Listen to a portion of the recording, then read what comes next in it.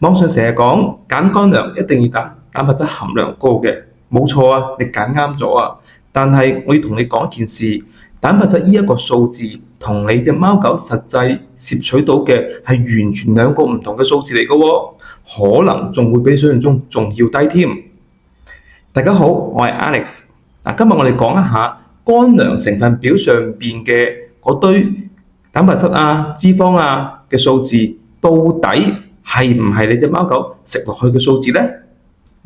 蛋白質係由氨基酸組成嘅。貓狗身體上面所需要部分嘅氨基酸，自己係做唔到出嚟，係必須要同食物裏邊去攝取嘅話，我哋就叫做必須嘅氨基酸。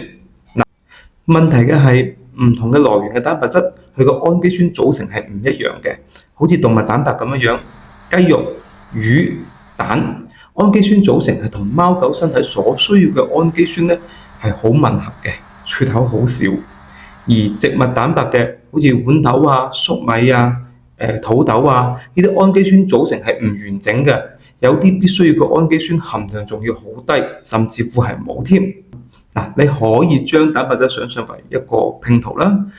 貓狗所需要嗰個特定嗰幾塊就係必須嘅氨基酸。喺動物蛋白裏邊，呢幾塊咧係基本上面都係有嘅，但係喺植物蛋白裏邊咧，呢幾塊咧係缺失嘅。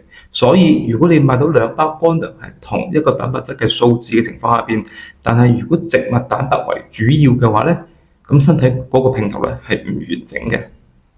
所以同一樣，兩包都係35% 嘅蛋白質嘅乾糧，動物來源同埋植物來源身體所用到嘅比例根本上邊係唔同一個水平嘅。但係喺成分表上邊，兩包都係只係寫住蛋白質嘅啫，係冇區分到呢一個動物蛋白同埋植物蛋白嘅含量。就算氨基酸組成係啱嘅，但係仲有一個問題就係消化率啦。就好似一條鎖匙咁樣，但係個鎖嘅形狀係唔啱，門始終係打唔開。消化率就係講緊呢一件事。蛋白質入到身體裏邊，消化系統就會將蛋白質拆開嚟，拆得開嘅話，身體就可以攝取到；拆唔開嘅話咧，就會直接從身體裏邊排出。雞蛋嘅消化率咧就接近滿分嘅，但係好多植物蛋白咧消化率咧只有6到7成，甚至乎係更低添。同樣35% 嘅蛋白質，動物蛋白為主要嘅配方，同埋植物蛋白主要為配方，你嘅貓狗實際可以攝取到嘅可能係相差一半㗎。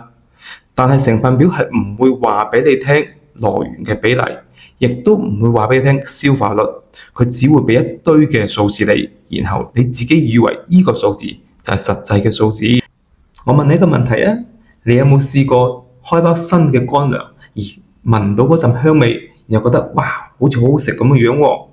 而嗰個香味，好多主人會覺得 OK 啊，香啊嘛，梗係有肉啦，應該原材料唔錯嘅添。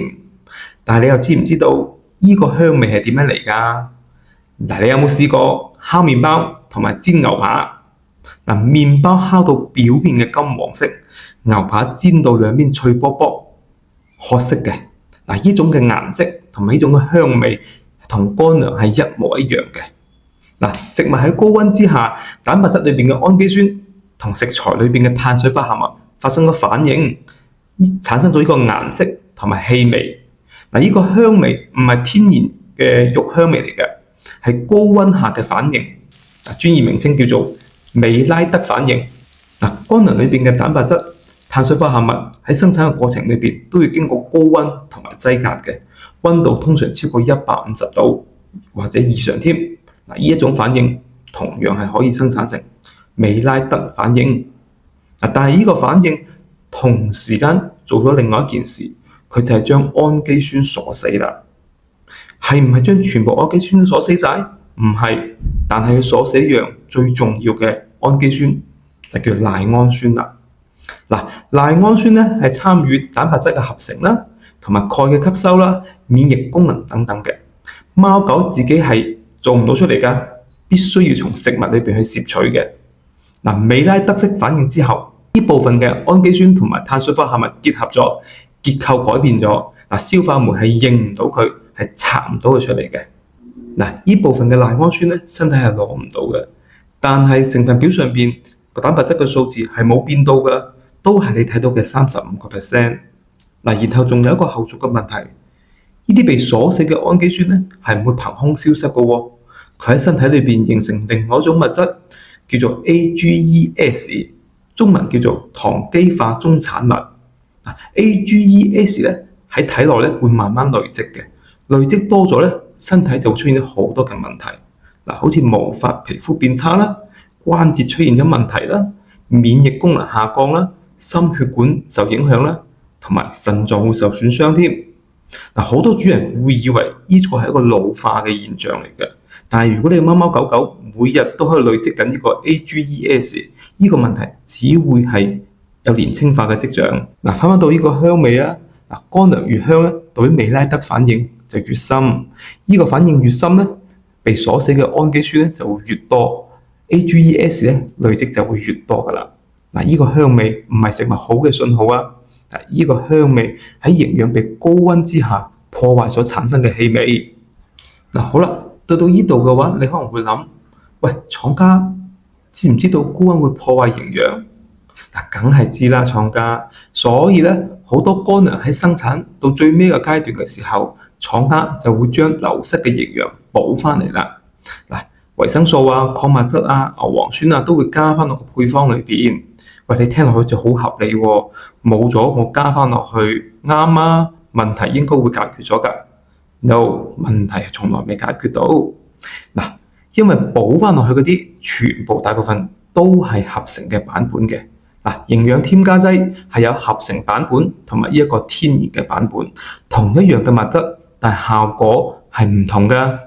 舉個例子啊，貓咪身體咧係唔識做牛磺酸嘅，必須要從食物裏邊去攝取。新鮮嘅肉類裏邊咧有天然嘅牛磺酸，但係喺高溫加工之下咧係會大量流失嘅。廠家為咗補翻去嘅話，係會用實驗室裏邊嘅合成牛磺酸。唔係話合成牛磺酸冇用啊，但係天然食物嚟嘅牛磺酸咧，同其他嘅營養素一齊被吸收，協同嘅效果係唔一樣嘅。同埋一啲單一補充翻嚟嘅合成版本，同埋新鮮肉裏邊嘅狀態係有一定嘅差距嘅。舉多個例子啊，天然嘅維生素 E 同埋合成嘅維生素 E， 睇落去基本上面你係分唔出有咩分別嘅喎。但係研究顯示出天然版本嘅生物活性大約係合成版本嘅2倍。同樣寫住含有維生素 E， 實際同埋攞到嘅係可以差一半。所以成分表話俾你聽，加咗乜嘢唔代表你可以吸收到乜嘢。一個配方係可以完全符合營養嘅標準，數字係完全達標，但係你嘅貓狗實際可以攞到呢，係可能係永遠低於呢個數字。第二，留意下品牌有冇標註加工嘅工藝。低溫嘅烘焙或者係冷壓嘅工藝呢，加工嘅溫度呢，相對嚟講係會低啲嘅。美拉德反應呢，相對嚟講係會少一啲，營養損耗亦都會少一啲。第三樣嘢就睇維生素 E 嘅標註。天然嘅維生素 E 係會寫住喺左手邊英文嘅生肉粉，而合成嘅版本呢，就會寫住右手邊嘅英文嘅生肉粉，兩邊嘅英文差一個字母，但係活性呢就係差一半。